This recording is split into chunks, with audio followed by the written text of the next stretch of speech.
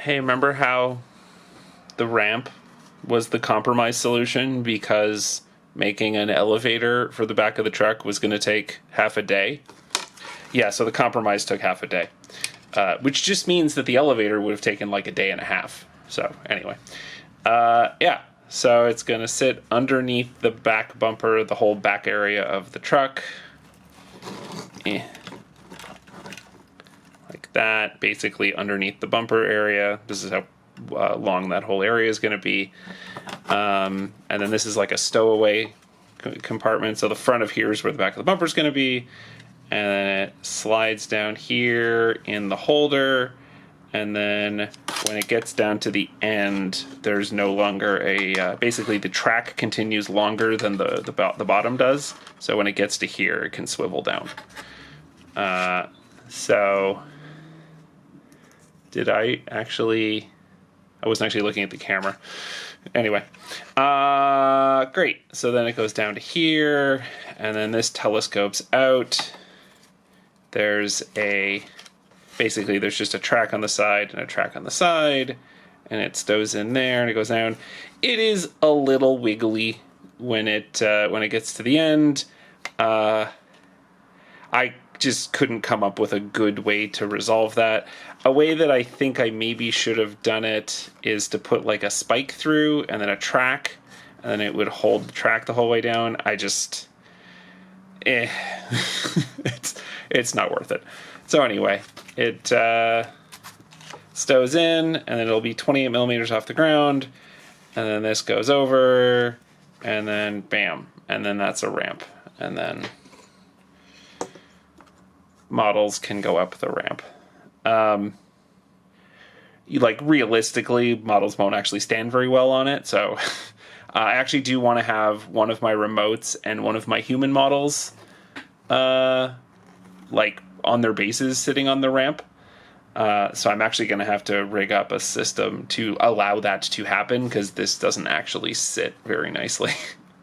You can see like the guy kind of slides. Definitely on this top part, it slides down. Actually, it's holding better than I imagined it would, but it's still pretty precarious. So yeah, there's going to have to be a system where basically there's a couple of different things I'm thinking of. I'll figure out which one I like best, but where basically the model will be upright and there'll be a part of their base that's the opposite angle, so that they can actually sit and the model is still upright on this, but then have that link properly back into their base. So problems for the future. But anyway, yay, ramp. That's it. All right.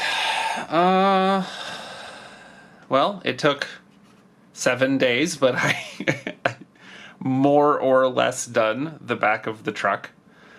So, okay. Here's where it will fit. Here's my existing bit of the frame. I have the lifting section and the hood for all 4 of the chambers. I've still only got 2 of them attached because I don't want to permanently attach anything more than I need to while I'm still working on interior parts. When I go to actually put these walls on and stuff, it's going to be a lot easier if those things aren't on there. So I'm just leaving that unassembled until I get a little further along. Anyway, so here's the frame, and then here is the new back section, and I'll go into it in some more detail in a sec, but the idea is that this wall here is essentially lined up with these, so the skinny at the top, and then it goes out, and then instead of just going straight down, there's a little notch out just for visual interest, but that's essentially all it's doing, is it's just covering those sections, or those the framing there. It sits on the back like this, and then it kind of works like that, so you kind of, haha, my wheels are about to come off. I forgot that they are not glued. One sec. Must fix wheel. Oh god. Where did the thing go? Oh god. Here it is. One moment. One moment.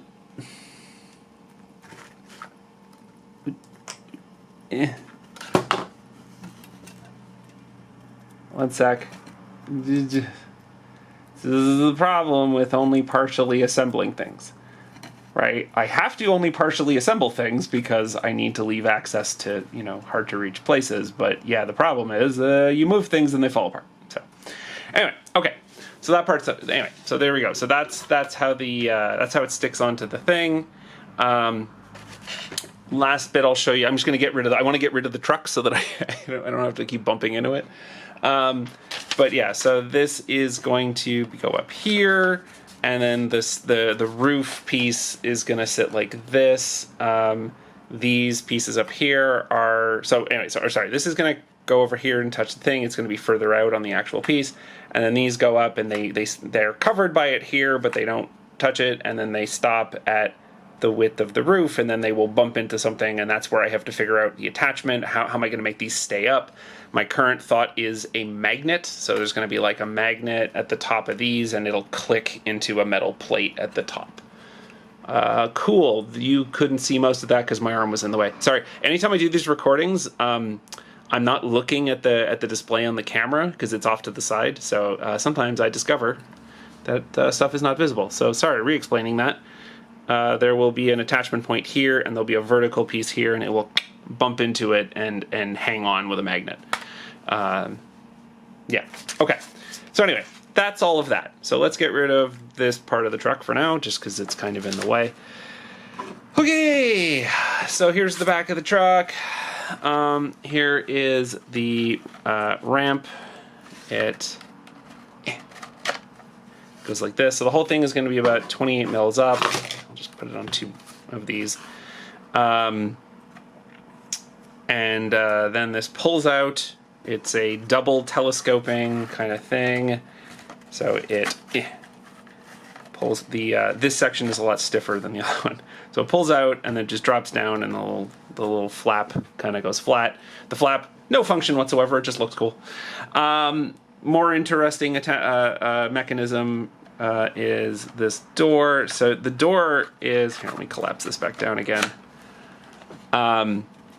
So the door has an angle to it, which is mostly just there for visuals, but does have some function as well. So you lift it up like this, it rolls up.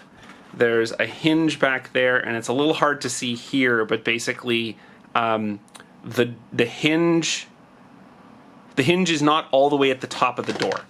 The hinge is like actually pretty much right there. So there's a little bit of door that goes above the hinge, and therefore when it flips back, there's a bit of door that's behind the hinge. And then the way that I keep the door up is that I've put some weights here. This is 6 screws inside of little cardboard holders, and they provide just enough weight past the hinge to hold this up. I mean, if you jostle it, it goes down, but it's enough to keep it there when I want it to stay there. So I'm quite pleased with that thing. And then yeah, so that's basically where we are for the back. Remaining work on the back is I'm going to need to do all the interior inside. This is basically going to be a combination of like the tool shed and like volatile gas storage. There's going to be like gas containers. Somewhere on the thing I need to have nuclear fuel storage. Maybe that's in there too. Who knows? Don't know. On the outside where I've just got all these like horizontal lines, that's basically where there's going to be like cargo storage. So I've got one of them done. There's going to be some rails like this that kind of click into some of these things. Purely for aesthetics. They don't really... Anyway, doesn't matter. Yeah, so they'll go up here, and there's another one here, and then there's going to be a shorter one and a shorter one that go down there. And then there's going to be like a crate, and then like some smaller luggage and stuff. And so there's just going to be like a disorganized mix of cargo lashed to the outside, and then there's like little holes in this. I'm going to try to do it so that there's like ropes or straps going through these holes and around the cargo. The cargo is going to get added, I will say, very late in the process. Like it's going to be one of the very, very last things I do. I want to finish doing all of the structural stuff for the thing before I get to that. But anyway, that will be there. There's going to be like miscellaneous storage in the back, and some of it's going to be big big crates, but some of it's going to be like just a cargo net with small stuff in it. And the nice thing about that is, once I've done this project and once I've made all of that miscellaneous cargo, I then just have patterns for, you know, crates and things that I can print more of, and I can do scatter terrain, which is always nice. So, yeah. Last bit. This bit is kind of work in progress. I'm unclear right now how much more of this part I'm building now versus how much I'm building later, but so there's this bit at the top, the part that looks like a rib cage, which was not intentional. That was entirely accidental, but oh boy, does that look like a rib cage. Anyway, what that is there's going to be a pair of fans.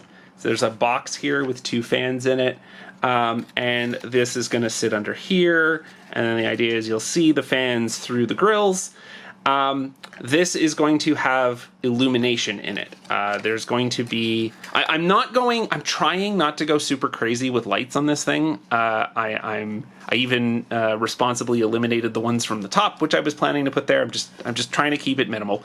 But there's going to be red lights on the bumper, and then on here, what I want to do is there's going to be some like internal lights that are just like, you know, miscellaneous passive sci-fi glow, and there's just going to be a couple of like green internal lights on the inside, just in and amongst the machinery, and this is one of the places that's going to have those. So there's going to be, I haven't figured out exactly how it's going in, but basically there's going to be along the top here, I guess I'm probably just cutting out a hole and then sticking that on there and then hiding it in there, and then you'll be able to see a little bit of a glow. I mean, the fans themselves will be painted mostly black. I know you can't really see much in here just because of the camera, but yeah, you'll be able to tell once it's all set up. Anyway, and then that's just going to have to get wired in, and the battery is going to be in this next compartment, so all of that's going to, you know, come over here. So anyway, yeah, that's the back. It was very time consuming. And it's like, you know, part of me is like frustrated because this is a way cooler shape and this is kind of a more boring shape. But it was just, I had to I had to rein in my my plans for bizarre geometry a little bit. I had to get some stuff done. So yeah, it is good enough. It is good enough. There will be a little bit more bizarre geometry on the nose of the truck to make that part of my brain happy. But yeah, anyway, that's it. It's okay. It's not bad. There are going to be better parts than this, but this part is sufficient. All right. Okay. So the last week of progress has been very messy and jumbled. And so I'm just going to make a very messy and jumbled video to just kind of recap a whole bunch of random nonsense I've been doing. So basically, okay, so I got to the point where I had essentially finished the back of the truck, including the flip-up section, the ramp that pulls out, etc. All that stuff was done. And then from there, I was like, okay, where do I want to go next? Where do I want to start? What area? And I made some drawings, and I decided that the next thing I wanted to start working on was the roof. So both the flat part of the roof itself, and also there's going to be some like a seating area and a set of like awnings and stuff. So the roof's actually going to be about that tall. Like the models will sit like here, but there's going to be like an awning. So the whole thing is going to cap out at being, it's going to be a very, very tall model. Okay, so I started working on that, but almost as soon as I started making the shapes for it, I realized, wait, there's something else I have to do before this, because before I can do the roof, I actually needed to work on the sides. I needed to figure out what those were going to look like for reasons. I'm going to skip over some of the reasons for why things needed to go in the orders, but the sides had to come first. So I started thinking about the sides, but then I realized that, well, if I put the sides in, I actually lose some of the access to the interior. And I knew that the sides were going to have some holes in them, and so I knew that you were going to be able to like see into the middle. And therefore, the middle needed to have detail on it, and therefore I probably needed to work on that before I worked on the sides. So I started working on the interior. I actually made some reasonably good progress on the middle. It's not finished, like the kind of the guts in the middle, like the the nuclear reactor, and what I'm going to say is the engine, and all kinds of other stuff, right? Started working on that, got a lot of the modeling done for that. Still not finished, still a little bit of work left, but anyway. However, even then, I was working through the interior and realized, wait, I have to stop because there's actually something I need to work on before I can even really finish the interior. Or could have maybe finished the modeling on the interior, but it was just easier if I flipped off and did. So all the electronics. So, oh my god. So this is something that I don't even know what to say. Like, this is not my first project incorporating electronics. It's basically my third. So 2 years. I'm recording this in late 2024. In late 2022, I ended up at a surplus store and I kind of on a whim just bought some LED light strips. And I was like, yeah, sure, why not? How hard could they be, right? And so I bought them, and I essentially just taught myself how to plan out the circuits for them and how to solder them together and how to, not set electrical fires. And for that terrain project, not finished. That's going to be my 2025 project to loop back around and finish the 2022 terrain project. But then last year, I actually have finished one project, which was the army tray that I brought to Adepticon in 2024, in March 24. Actually, I made an army tray for that and an army tray for my friend's JSA, and those both incorporated lights. And so those were both like my first like publicly unveiled projects. Neither of them is on the blog yet because my blog is, frozen. The videos you're watching now are theoretically going to become blog content. This is theoretically me making a blog post, although maybe not. Maybe I'm just recording videos for no reason. We'll see. Anyway. So, okay, with all of that history, that doesn't really matter, hey, this project is going to have lights in it, like the last couple of terrain projects have. I consider this a terrain project. Actual terrain and army trays and other, etc. It's all terrain. So, okay, this thing's going to have lights in it. The trays I made last year are what I would say I went kind of like overkill on lights. I'm trying to be not totally overkill on the lights on this one, although in practice there might not be a whole lot of difference between me going overkill and me not going overkill, so whatever. Anyway, so what we're thinking for the lights is, okay, so hey look, this is the battery pack. Let me pull this out for you. This is the battery pack. So this is 4 AA batteries, just kind of lashed together in series.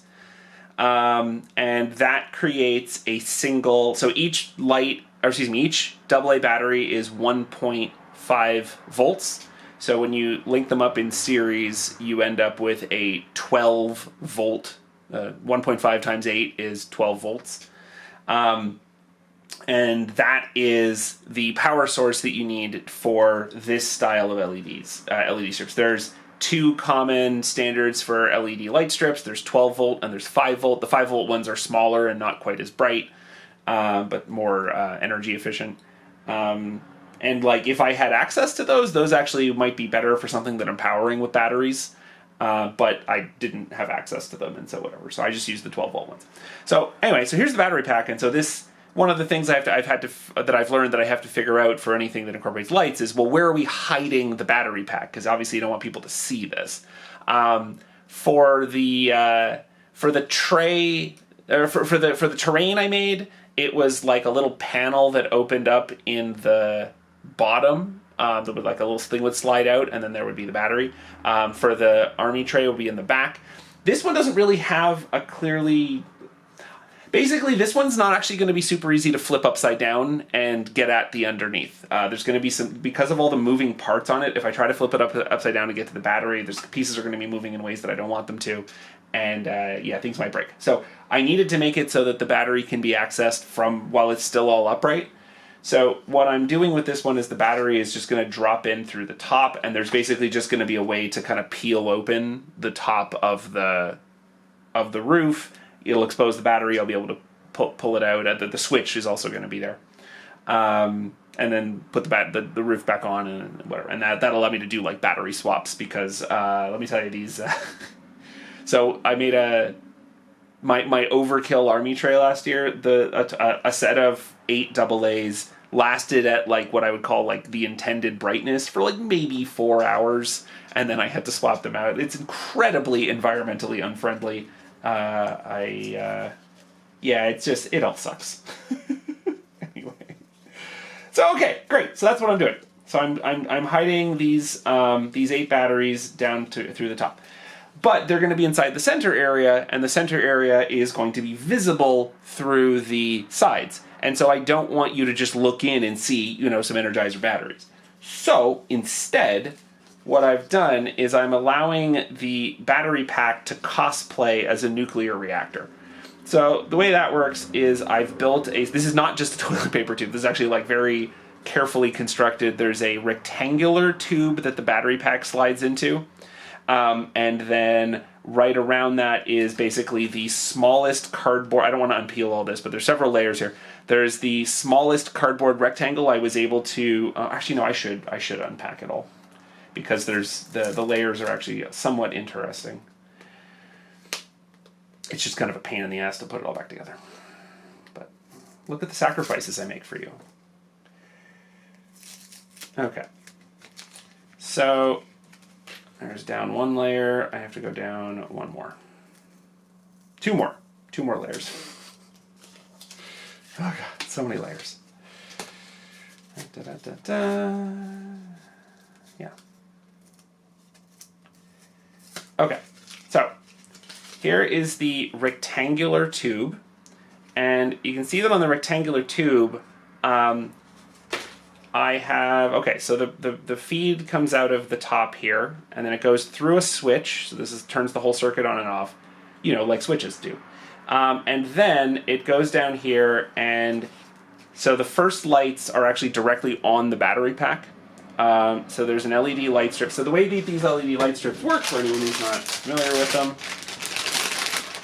they come in a long strip of 100 of these 3 light cells, and so they come in a really, really long strip, and you can basically just there's a marking on them. You can't see it here, but I'm just kind of miming for you. There's a marking on it where you can just, with a pair of scissors, you can just use scissors to snip it off. You can leave them connected in any number that you want, but you can snip them at any of these safe points.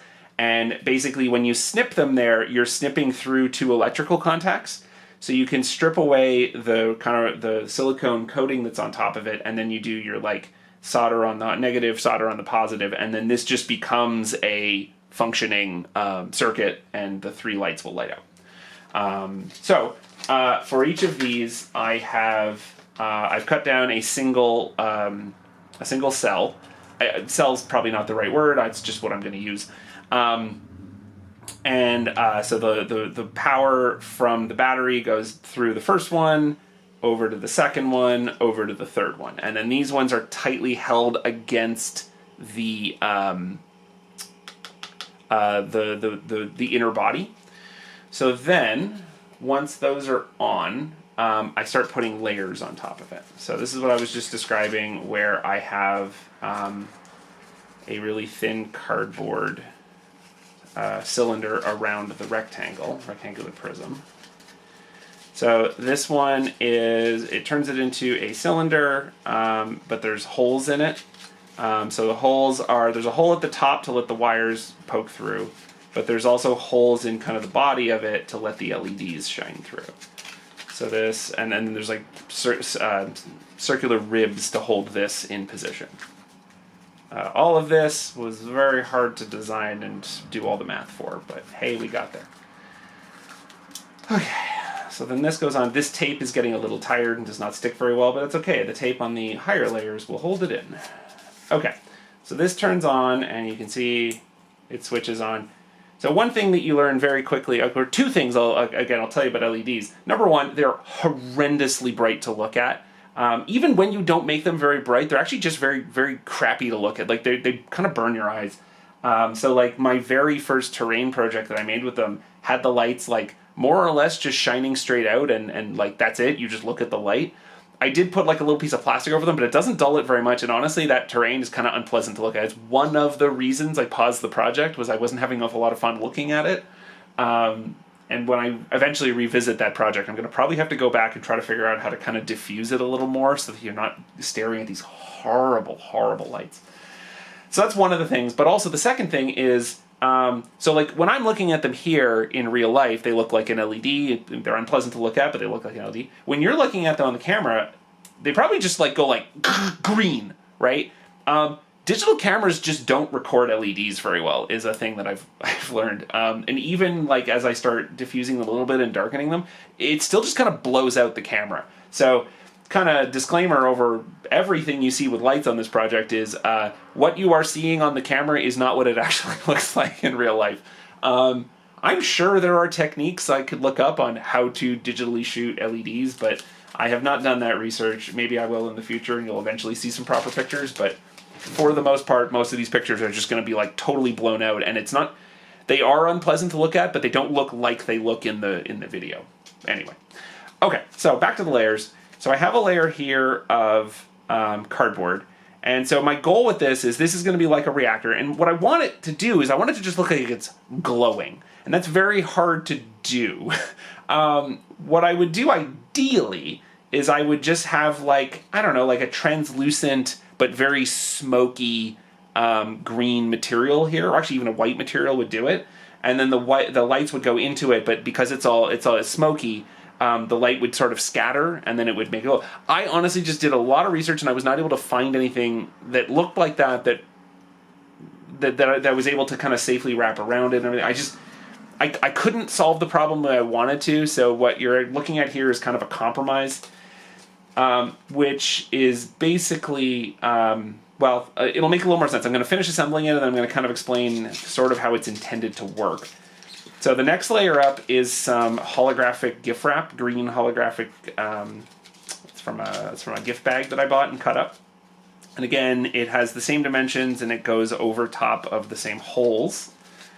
And then that goes on here. And then there's another one here that is, so this is silicone drawer liner, just like, you know, for you put it on the bottom of a drawer so that things are a little more sticky and they don't slide around. And it has like, it's somewhat translucent and has like ribs and whatever. So I then take this and I put this over top. And so far this does not really like glow. We're not there. And honestly, unlike disclaimer, even when we get to the end, it still doesn't really do an incredible job of glowing. But it does a little bit better by the time we get to the very end of this. So, okay, so that covers up, and so far the effect of these, and again, it's not really going to get captured. You'll have to trust me that this is what's happening. The lights are duller.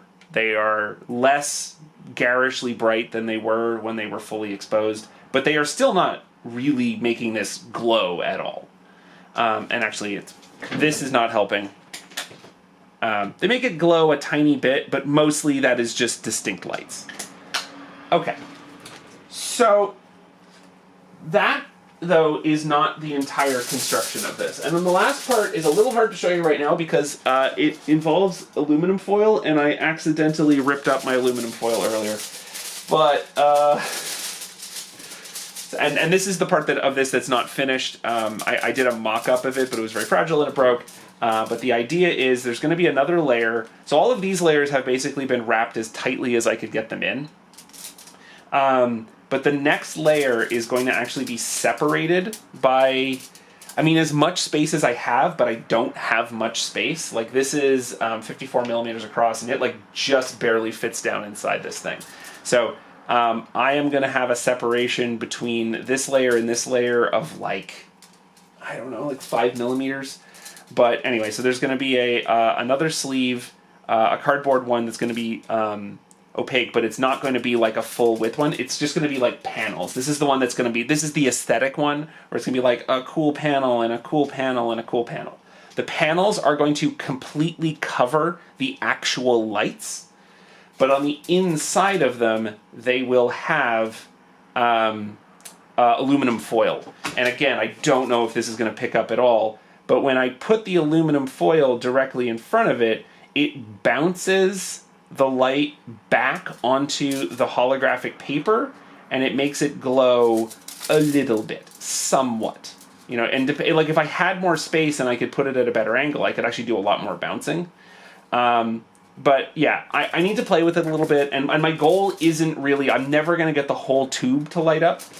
My goal is to basically just like, I'm going to leave, you know, a line of tube and a line of tube and a line of tube. And if I plan that just right, I'll be able to make just enough of it look like it's glowing.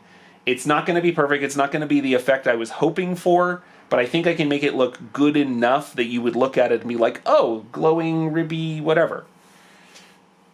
You know, this is all ongoing science experiments. You know, I don't really know what I'm doing. I'm just, I'm trying stuff out, seeing what works. Maybe this will work, maybe it won't.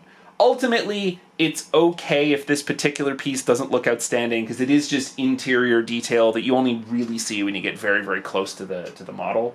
So it's okay if this looks a little medium. Anyway, okay. So that's basically what I'm going for with this. You'll see, I guess, toward the end of the project whether I succeeded with that. But just to have some other conversations about stuff that's going on with this. So hey, another feature that I forgot to mention before is, so the battery pack is inside this tube. Hey, when I want to get it out, I've got a ribbon in. This works basically like, for those of you who have used devices, oh god, it's all stripping. Devices with like a 9-volt battery in it. Actually, I don't know that they do this that as often anymore, but they used to back in like the 80s and the 90s. There would be like a little piece of ribbon, and you would pull it up, and it would pull the thing out. And normally it would be on the side, and it would just pop them out. But this one's actually under the bottom, and when I pull it up, it lifts up the whole battery pack. So that's how I like get it out. Even like, since this is going to be like pulling up that way, it's how I very easily get that out. So that was fun. And then the rest of this nonsense. So yeah, so I mean, I've just been kind of showing you the tube, but like, you probably have noticed by now that there's a fuck ton of wires attached to this thing. And this is the rest of the nonsense. So yeah, so here's kind of what everything else is going to be. So, and this is basically where we go back to the start of the story today, which was, you know, I keep trying to work on something and I keep realizing I have to do something else first. So what I was trying to work on the interior reactor stuff and all the detail on the inside, but I started realizing like I just need to plan out and actually to some extent build the wiring and some of the LEDs and stuff for the interior before I can even finish building them. And so yeah, this is basically why I've now taken almost the entirety of today to just kind of do all this. So hey, here's what this is. So here's the reactor. It drops down in here. It's a very tight fit, and it's currently getting snagged on some little pieces of wire. Okay, there we go. And it turns on, and you'll be able to, like I said, it's not like supposed to be like a big eye-catching piece of the design. It's just to provide a little bit of green glow from the middle. It's supposed to be subtle. That's my journey with LEDs. Is it's very easy to make them garish and ugly. And it takes quite a bit of effort to make them subtle and like they're there and they're contributing, but they're not ruining it. So, all right. So that's going to sit down inside. And then there's going to be some other lights. So let me guide you through all this friggin' nonsense that I've done. Okay. So also the layout of this is not ideal because it turns out I had a lot of wires to join together.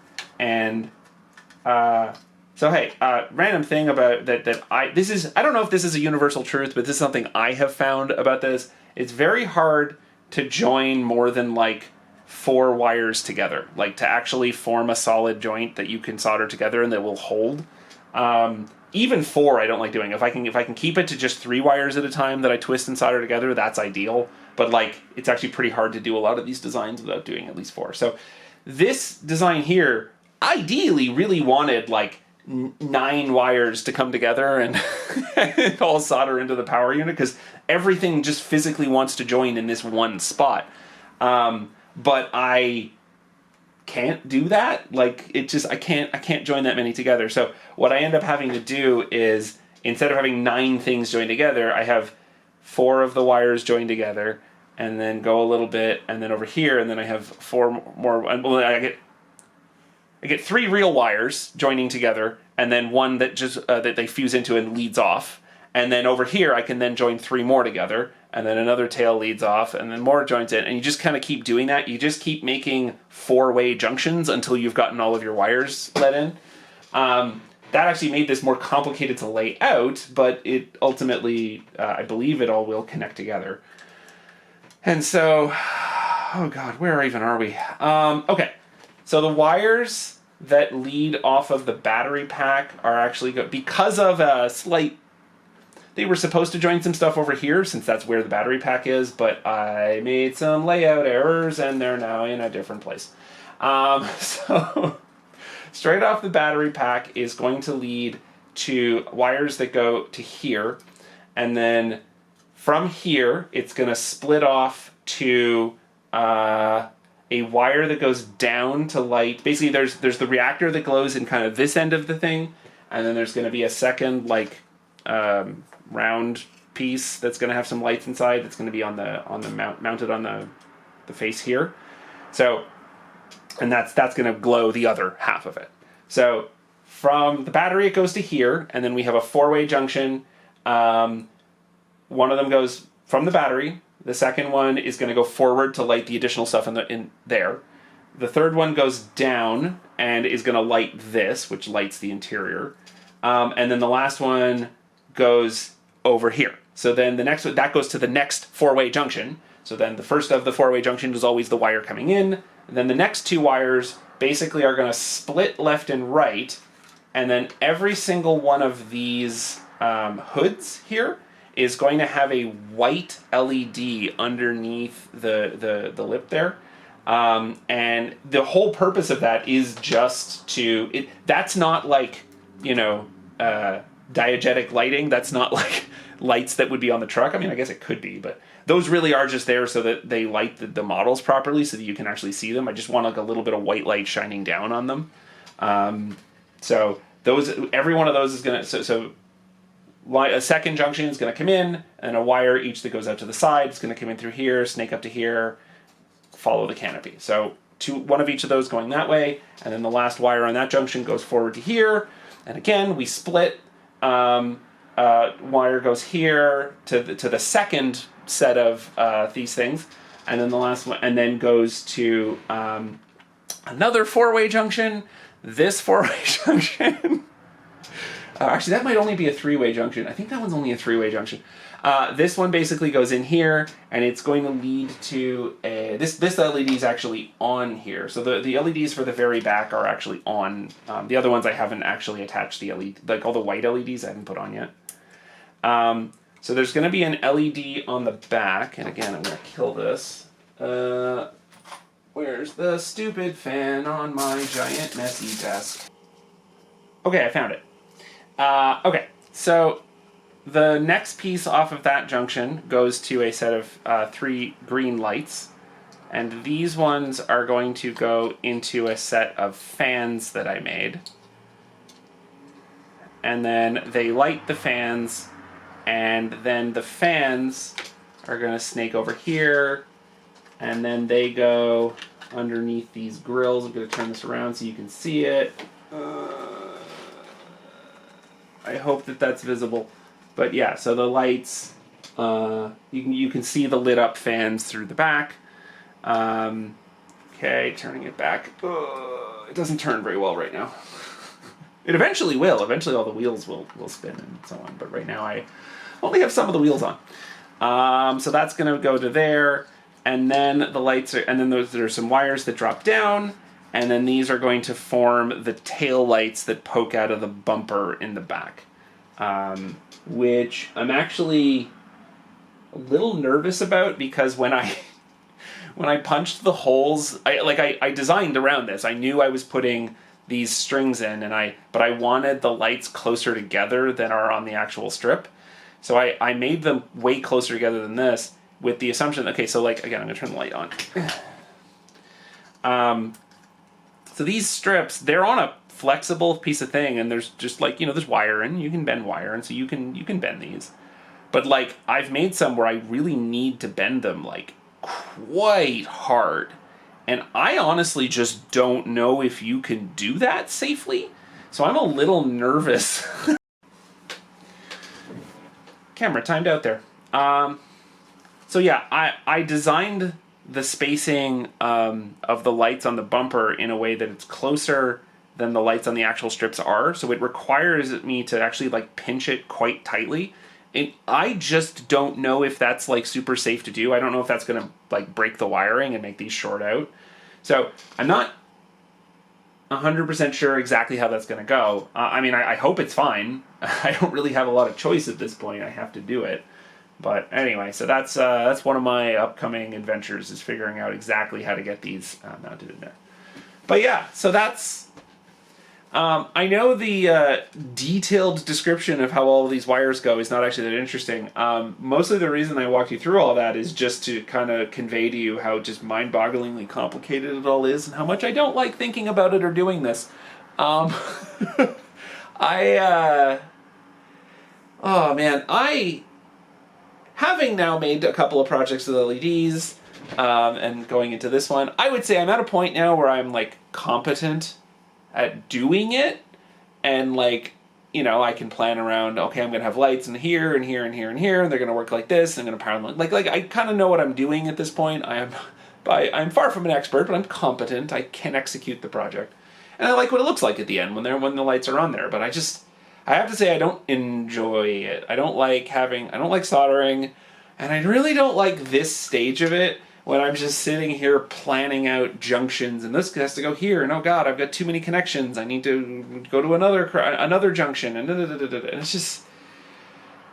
I just want to be making cardboard. I didn't want to be doing this today. I didn't want to have to do it at all, but I especially didn't want to have to do it today. But I had to do it today, because now I just ran into a point where I have frozen actually several different components, because like, oh right, I can't go any further on this until I figure out the wiring, so I froze that and I started to work on something else, and I had frozen like 4 different things, so I just eventually had to do the wiring, so now we've done the wiring. So anyway, there's still more wiring to do, because I still have to add all the things that are eventually, all the wires that are eventually going to have the white lights are just this right now. They're waiting to have something put on them. And then there's going to be more wiring in the front. Again, not a ton. I'm hoping that most of it's going to be in the back. In the front, I'm probably just going to have, I'm thinking like a set of white headlights, and maybe, the white lights that'll be like on the top of a truck sometimes, like facing forward. So this is like a big industrial truck. Like, I figure it makes sense that they would have a big set of those. So maybe a set of those on top. And that's, God, I hope that's it. I don't really want to do a lot of other, like an area where I've vetoed lights is I'm going to have an area on the side where there's, like, the next place up from the tags is actually the remote storage. And the idea is there's like a conveyor belt, and the remote kind of like sticks flat and then gets lifted up the conveyor belt. And like my first plan for that was, and I'll have lights here and here. And I just decided, no lights. That is not an illuminated component. I'm not doing it.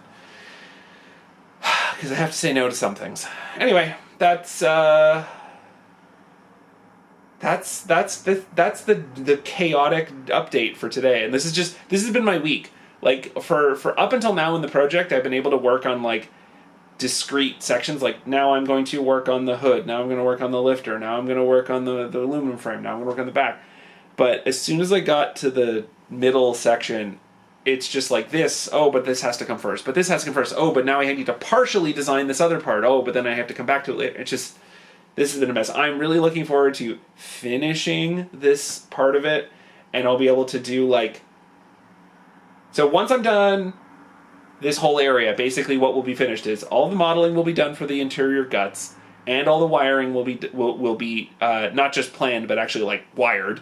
And I will actually then at that point be able to actually, like, okay, because, like, for the last several videos, I've had one of these lifters on. I want to be able to, and like, there's a whole bunch of things, like, that's not finished attached. There's only one set of wheels. The wheels are not actually finished on, but I want to actually, like, get everything, like, glued in. All of these wires that hold the aluminum frame together, not glued together, like, not actually permanently stuck. They're just kind of pressured in right now.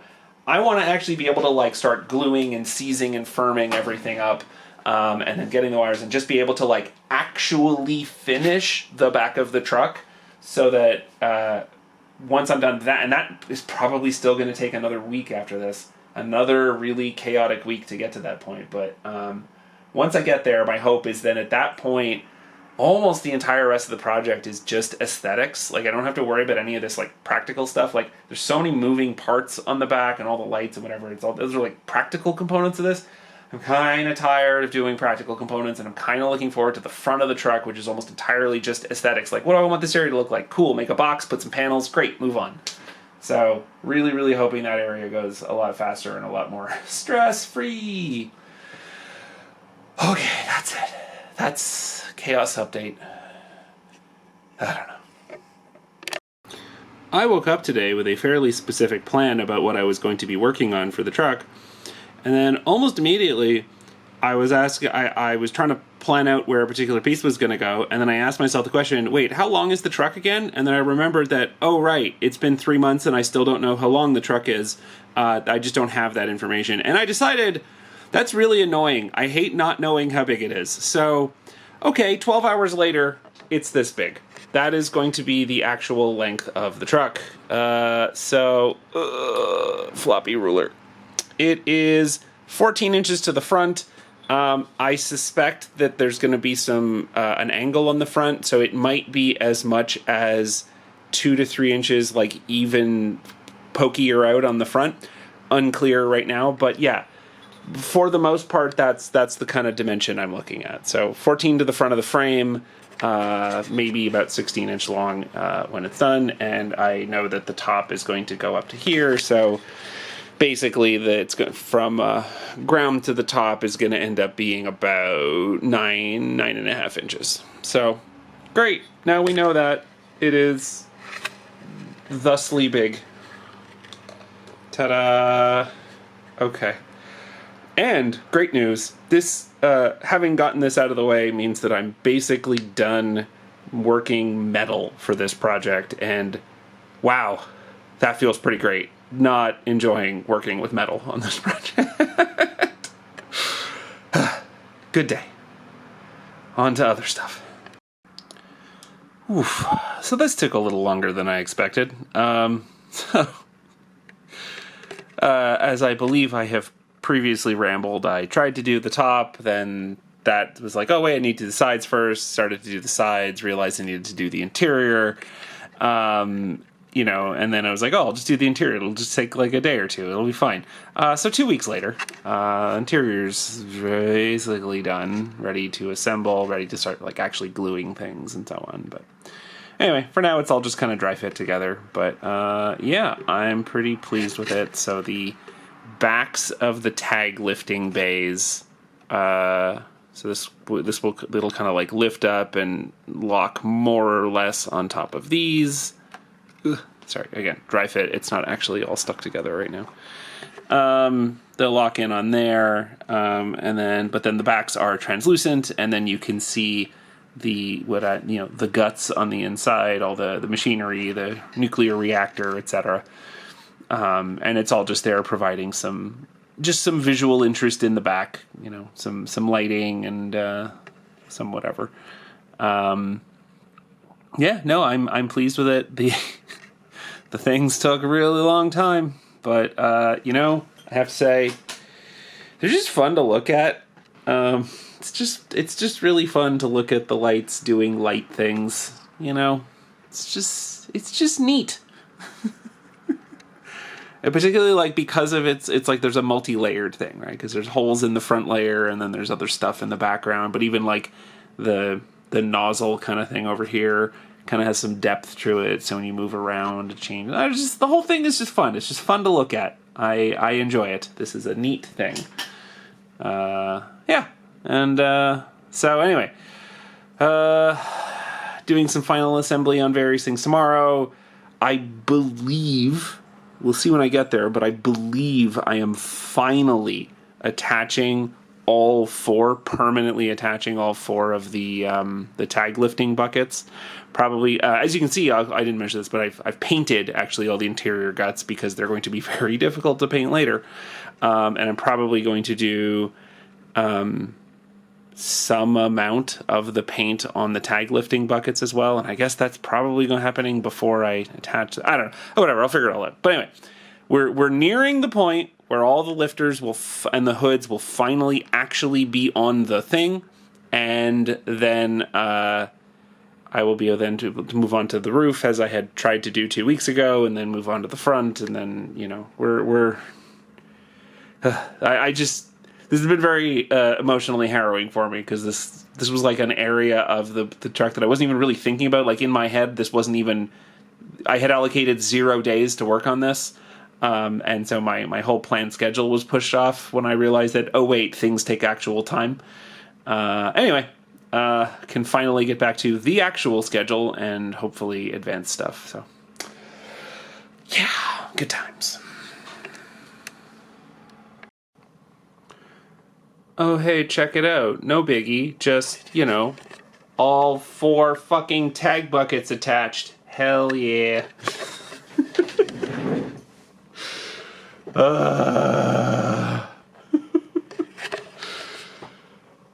Oh, it's been a long walk to get here, but here we go. All 4 of them are on, which means, in addition, this wasn't even a planned step that I was going to do today, but I realized, these are going to get a lot harder to paint once I put them in. So yeah, I also painted the bottom part of the tag buckets. So the things lift up, and then, yeah, they're currently getting a little snagged on the back pieces, and I think I need to, oh my god, 1 sec, putting camera down. It takes 2 hands to make them agree to let go at the moment. Basically, it's just the bottom. It's the bottom of the little thing on the back there. It catches underneath. I need to just kind of shave it down 1 millimeter or 2 so it doesn't snag. Because right now it does. Oh, also lights. Because, since we went all the effort of putting the lights in, gotta show the lights. And this goes down. And then you can see through the back, and a lot of the stuff's still not glued in, which is why the stupid nozzle thing is falling off. There's I'm going to need to retain the ability to remove all the electronics for a while because when I solder new pieces on, I don't want to do it inside the unit. So the whole thing still pulls out. Anyway, hey, look, that's one. But look, you've seen that. But hey, look, now I can do it again with another one. And there's ones on this side, and all of them lift, and all of them have a thing, and oh my god. Weird good news, or weird thing to see as good news, but I'm deciding to see it as good news. So what I wanted to say here is oh yay, after 3 months or whatever it is, I'm finally at, this stage. Which feels like, it's something that I did not anticipate would take this long. But, interesting thing, it actually hasn't been 3 months. It's been, not even 2. So I'm filming this on November 24th? November 24th. And in my head, I started this all at, the start of... I did some preliminary work over the summer, but, started sitting down with my Illustrator file... in sometime in September. But actually, when I look at the files on my computer, this will eventually have magnets to keep it up. When I look at the files on my computer, the first pieces I printed were on October 6th. So it's only been 7 weeks since then. And 2 of those have been eating up, we're spent making the parts on the interior and so on and so forth. But so I keep looking at this as oh god, this is taking so long, I'm never going to finish. But it's only been 7 weeks and I've got I don't know. I have no idea how to put a percentage on it, but like the back half of the truck is assembled. Painting probably won't take that long, because like I did the painting on all the interior and these partials in like a day. So like, yeah, I don't know. Like I'm feeling pretty optimistic. I'm also just getting better at the whole knife printer designing and actual cutting than I was, so that also helps with speed and time. But yeah, so like, what's next? Okay, well, I need to do the roof. That was going to be the next step, but I honestly think that it's just going to be easiest if I leave all of the roof for last, because that way I retain access to the interior and stuff. So I think that's probably the best move. So I think the next piece is going to be the remote lifting elevators. I'm not going to waste time on this video talking about them, but they are next. And then after that, the front bit of the truck, which is going to incorporate the capybara terrarium, which, yes, is still a part of this design. And then the cabin crew and so on. So, yeah, I mean, this is, I did it. It's like, again, it's been, I cut the pieces out for these buckets 7 weeks ago, but they're only finally all installed today because it's finally at the point where I can do that without interfering with other stuff. And yeah, like I'm learning little things like that clips. So I just need to snip, like there's actually a bunch of like little minor adjustments I have to make. I have to cut like 1 millimeter off of that little corner so it doesn't catch the hood. And also when the hoods close, one sec. When the hoods close, they touch a little bit unless this is fully clicked in, which, you know, as we saw at the start, clicking in is a bit of an issue. And even then, it still doesn't quite mate up. So yeah, there's a bunch of little like millimeter adjustments I need to make everything like all happy. But yeah, no, this is great. I am so happy. Oh God. Anyway. Yeah, now I get to go back to making more knife printer shapes, which I'm pretty happy about. I have not been enjoying any of the middle part here for the last 2 weeks, and I get to go back to the parts that I was enjoying, which is just designing panels. So, anyway. Progress continues.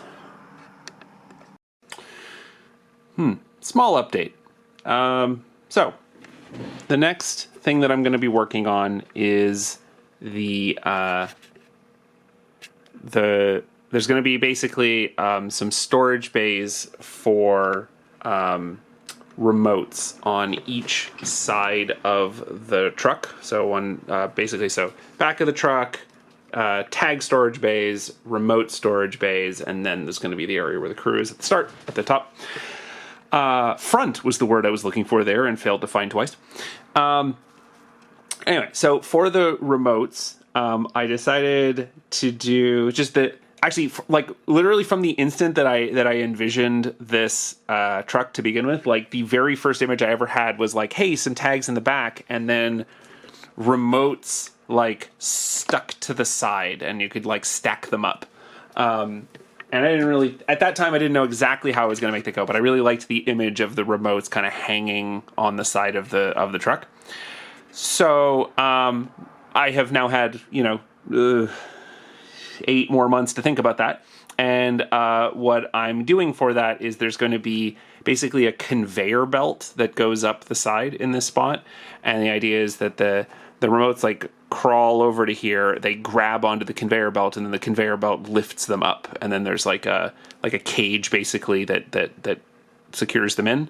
And then the next remote climbs in, and the conveyor moves up, and the next remote and the conveyor moves up. And basically you end up with 3 remotes stored on each side. So I could do this conveyor purely as a I could do this not as a moving part, and that would be fine. However,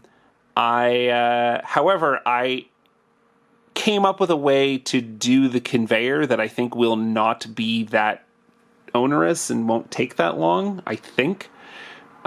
So I will, in fact, be making a moving conveyor belt that will actually lift up remotes. So here's how that's going to work. Basically, there's going to be... so the conveyor belt is going to be on ribbon with cardboard sections sewn onto it so that they flex. So currently, this is not the actual piece. This is just a test piece I was doing to see like whether the pieces fit and how hard it is to sew through and so on. And I have definitely learned some things, and the final piece is going to be a little different than this. But and also, I mean, of course, it looks great. Very happy about that. But anyway. So I'll have a full band of this, and then essentially there will be a cylinder at the top that it arches over, and then a cylinder at the bottom, and then there'll just be a band that loops around that. And then I'm going to use a small plastic gear on the side of the top one, connected to this large gear, and then basically the large gear will just protrude out the side, and so I'll just use my thumb to just roll the large gear up and down, which will roll the conveyor belt. There's another piece here. And then to stop it from moving when I don't want it to do, there's going to be another gear piece that's basically just going to bump into this, and it's going to be pushed on with a spring. And essentially there's just going to be a button. I push the button, and then this will push off of the gears and then allow me to spin it. And then as soon as I let go of the button, it'll just... The spring will just pull it back in contact, and it'll stop it spinning, and that'll just kind of put the brakes on when I don't want it to move. Okay, so that's the mechanism. I haven't built any of the cylinders and stuff yet. I have designed them. I have the pieces cut for them, but I'm not there yet. Anyway, mostly I just want to talk about was the conveyor belt. So the idea with the conveyor belt again is that I've cut out these small pieces, and the pieces had to be basically narrow strips across the side, because ultimately this needs to arch over the cylinder, and so the pieces need to be like quite small so that they will actually like roll over the top like that. So these are 7 millimeters tall, each of these segments, I believe. And then as I said at the start, they are sewn on. So there's my dangling needle and thread. And because basically they're just with some simple stitches through the center just to keep them holding on. And the idea being like, currently they're also glued on. They're like white glued on. I just don't think that glue is actually going to hold, which is why the glue is a temporary setting method so that I can then go in and sew. So I think mostly this method worked pretty well, but I'm going to make 2 modifications to what I've done here for the final one. So, in addition to the ones you can see on the front, when I flip it over, there are some cardboard pieces on the back. And initially, the reason for the cardboard pieces on the back was this is... the short explanation for now is this is the wheel that the cylinder that rolls the conveyor belt over and needs something to grab onto. So this is me putting something onto the back for the wheel to grab onto. It's a more complicated mechanism, but that's the simple explanation. They're here as grippy points, but what I found, and they're lined up with the ones on the sides, not the ones in the middle. And so what I very immediately found when I started trying to sew this was, well, first of all, I can't just put a needle and thread easily through 2 layers of cardboard and a layer of ribbon. It's too thick, and my fingers are weak. So, so I had to, here it is. I had to Band-Aid a dime to my thumb, and then use the protected thumb to press a pin through, and I basically had to like pre-punch all of the holes. And I had to so I did like 4 holes on each so that I could do 2 stitches through each piece. And then, so I had to pre-punch all that, and my fingers hurt now. And that's after only doing, 6 segments. But then it went through both sides, and I did them through both sides, basically that way they matched. So I glued both sides together first, then I punched the holes, then I sewed. And it all worked fairly well for the side pieces. Again, it was very hard to punch through the 2 layers, but I did get there. But the problem is I can't sew the center pieces. So the center pieces don't have a backing plate. Just refocusing in case that helps. Okay. They don't have a backing plate, which I didn't initially put this here for this purpose, but the sort of fringe benefit of having the backing plate on was that when I punched the holes, I had an indicator of like, where is the hole? Whereas for these front ones, I have actually punched some holes, but when I flip it over to be able to put the needle back through, I have no idea where they are. And it does need to be lined up perfectly to actually go through the hole. So yeah, no, it's just like really hard. So, okay. So in that process, 2 issues I want to solve with the same thing. Thing number 1, I want to, going through 2 layers of cardboard was honestly just too painful, and I don't think I want to do that. Like this does 2 inches. I don't want to have to do like 2 feet of belt that way. I'm just going to destroy my fingers doing it. That's problem number 1, and problem number 2 is I can't see the holes on the other side for the ones that don't have a backing plate. So, simple solution. The backing plate is not initially going to be cardboard. It's just going to be paper. So I'm just going to put a paper sheet on the back that is just there for alignment. Basically, it will, I'll just lightly glue it to the back the same way I did before. I will then do the hole punching again. Hopefully the hole punching will be easier because there will be only 1 layer of cardboard. And then I will have the holes through the paper on this side to be my guide for both sets of them. And then, so the paper then isn't useful as as my little grabby bars for the wheel. So then I'll just go in afterward and glue the cardboard on top of the paper. And I think that should be fine. It also has the fringe benefit of letting me use smaller bars because for reasons they had to be thicker than I initially wanted them to be. So I can use really, really thin ones if they're not actually the things that I'm sewing through. So yeah, that's my thought process. This is literally just me inventing this as I go. Coming up with this revised solution as we go. I just finished sewing it, or sewing the first part of the test piece 5 minutes ago, and now I know what I'm doing for version 2 of this. So anyway, the next video is probably just going to be the finished belt, and maybe even the finished lifting mechanism, because actually the lifting mechanism is really just not that hard or complicated. It's pretty straightforward, as these things go. Anyway, that's it.